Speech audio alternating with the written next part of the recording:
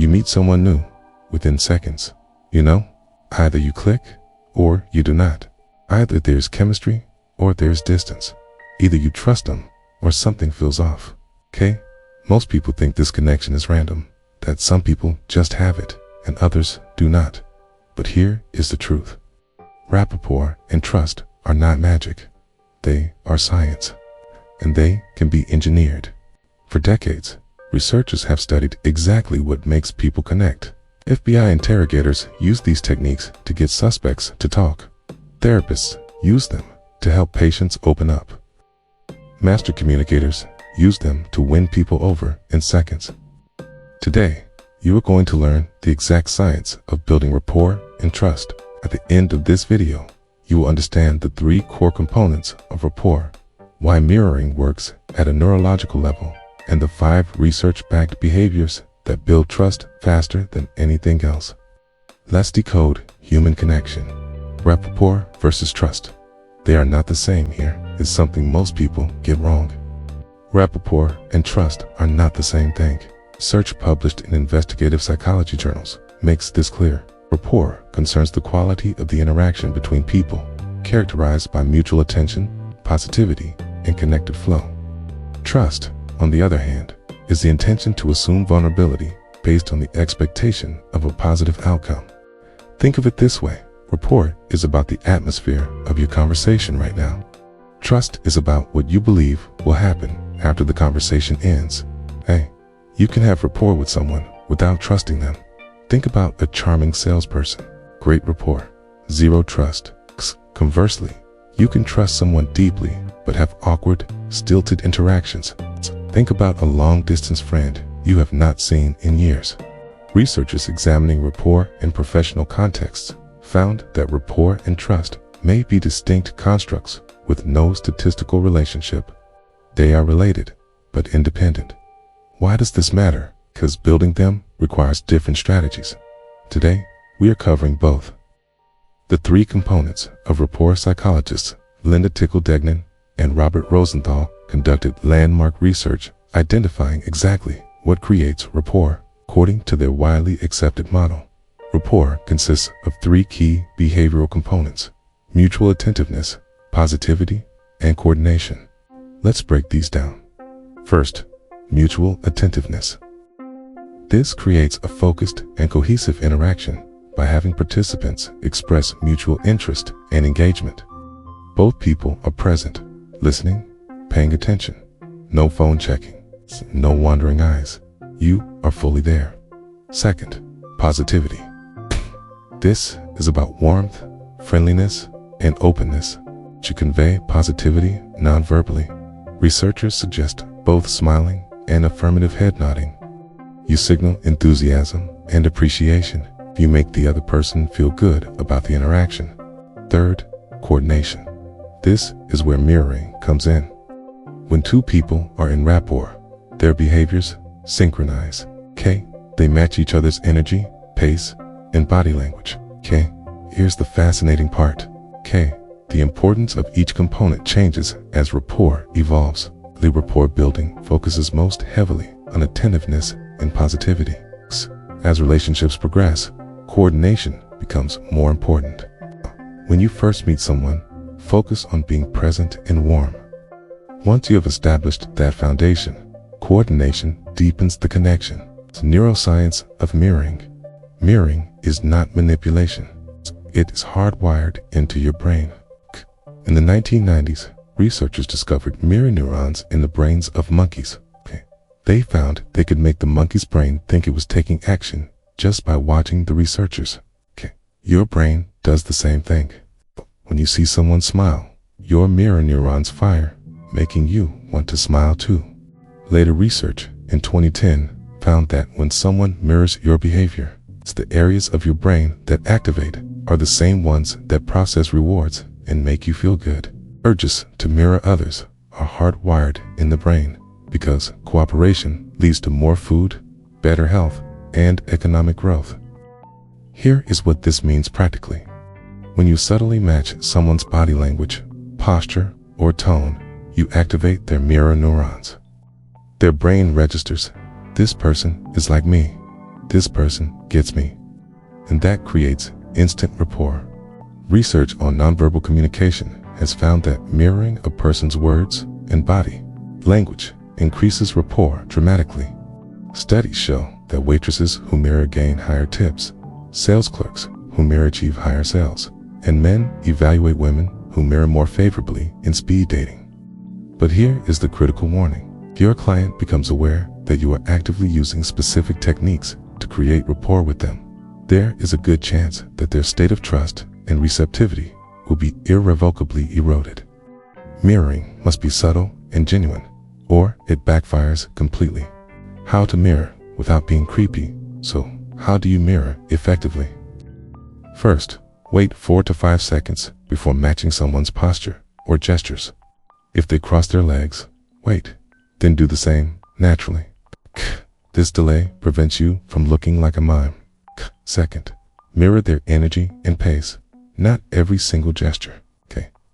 If they are high energy and speaking fast, match that tempo. If they are calm and thoughtful, slow down. Once you have got rapport, you can adjust your behavior to what you believe is optimal, and they should follow you. Third, pay attention to posture, hand gestures, tone of voice, and facial expressions. Studies using slow motion film show a microsynchrony of small movements so sensitive it is hard to see with the naked eyes, including tiny dips and nods of the head, tensing fingers, and stretching lips, all beautifully matched when friends are in strong rapport. Fourth, use fronting. Fronting is a way to communicate with your entire body that the person in front of you has your full attention. From your face to your toes, square your body so that you face your conversational partner. This signals you are my focus right now. Fifth, be mindful not to mirror negative body language like crossed arms or defensive postures. You want to mirror openness and engagement, not stress or hostility. Remember, mirroring shows that imitation is more than the sincerest form of flattery. It is a powerful way to establish and strengthen rapport, but it needs to be done sincerely. The 5 behaviors that build trust. Now, let's talk about trust. While rapport is about the quality of the interaction, trust is about vulnerability and positive expectations. Research from the Michael E. DeBakey Veterans Affairs Medical Center studied what patients need from providers to build trust. The study identified 5 actionable behaviors that greatly improve trust: provide reassurance, tell patients it is okay to ask questions, show patients their information and explain what it means, avoid language and behaviors that are judgmental, and ask patients what they want. Let's translate these to everyday relationships. First, provide reassurance. When someone feels anxious or vulnerable, acknowledge it. Say, "I understand this is difficult," or "It makes sense that you feel that way." Patients entering new relationships with providers experience heightened psychological distress, ranging from vulnerability to fears and anxiety. The same is true in any new relationship. Reassurance reduces that anxiety. Second, tell people it is okay to ask questions. This signals openness and safety. When you say, "Feel free to ask me anything," or "There are no stupid questions here," you remove fear of judgment. People relax and open up. Third, show them your thinking and explain what it means. Transparency builds trust. If you are making a decision that affects someone, walk them through your reasoning. Do not just tell them what, explain why. Fourth, avoid judgmental language and behaviors.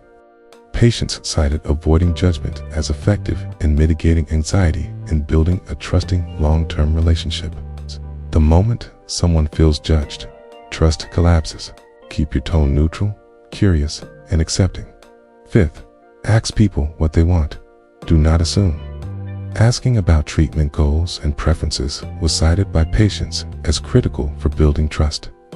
In any relationship, asking, "What do you need from me?" or "How can I support you?" shows respect and builds trust.